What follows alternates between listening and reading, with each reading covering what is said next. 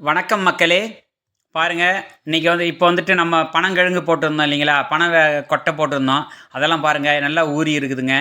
அதான் செக் பண்ணலான்னு சொல்லிட்டு வந்தாச்சு. பார்த்தா மழையே இல்லை, இப்போது ரொம்ப காஞ்சி இருக்குதுங்க. இருந்தாலும் பரவாயில்லன்னு சொல்லிட்டு பாருங்கள், மேலே இருக்கிற புல்லெல்லாம் செதுக்கிட்டு மே லைட்டாக தண்ணி தெளித்து விட்டாச்சுனாக்கா நல்லா கொத்தி பார்க்கலாம் அப்படின்னு சொல்லிட்டு வந்திருக்குறேங்க. பார்க்கலாங்க எப்படி இருக்குன்னு சொல்லிட்டு. இன்னும் கிழங்கு எப்படியும் இன்னும் மேலே எதுவும் செடி முளைச்சி வரல.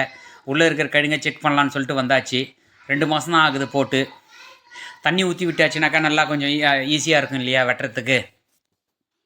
அதுக்காக தாங்க தண்ணி ஊற்றிக்கிட்டு இருக்கேன். பார்க்கலாம், வெட்டி பார்க்கலாம் எப்படி இருக்குன்னு சொல்லிட்டு. ஆனால் நல்லா ஊறி இருக்குன்ற ஒரு நம்பிக்கையில் தாங்க இருக்கிறேன். பார்க்கலாம் எப்படி இருக்குன்னு பாங்க. எடுத்து மண்வெட்டி எடுத்து நோண்டி பார்த்தேங்க. ஆனால் கிழங்கு ரொம்ப பெருசாக இல்லை, ரொம்ப சின்னதாகவும் இல்லைங்க, திட்டமாக ஊறி இருந்தது. ஆனால் இது அடுத்த மாதம் தாங்க நோண்டி எடுக்கணும். ஆனால் நான் இந்த முறையே ஒரு மாதத்துக்கு முன்னாடியே நோண்டிட்டேன். ஏன்னா பிள்ளைங்க ரொம்ப இது பண்ணி வேணும்னு சொல்லிட்டு அடம் பிடிச்சானுங்க.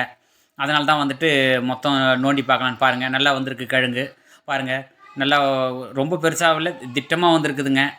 அதுதான் சொல்லிட்டு நோண்டி பார்த்தேன். ஏன்னா ரொம்ப நாள் ஆச்சு நான் இது மாதிரி நானே என் சொந்த நிலத்தில் இந்த மாதிரி பனங்க கொட்டை போட்டு கிழங்கு நோண்டுறது ரொம்ப நாள் ஆச்சுங்க.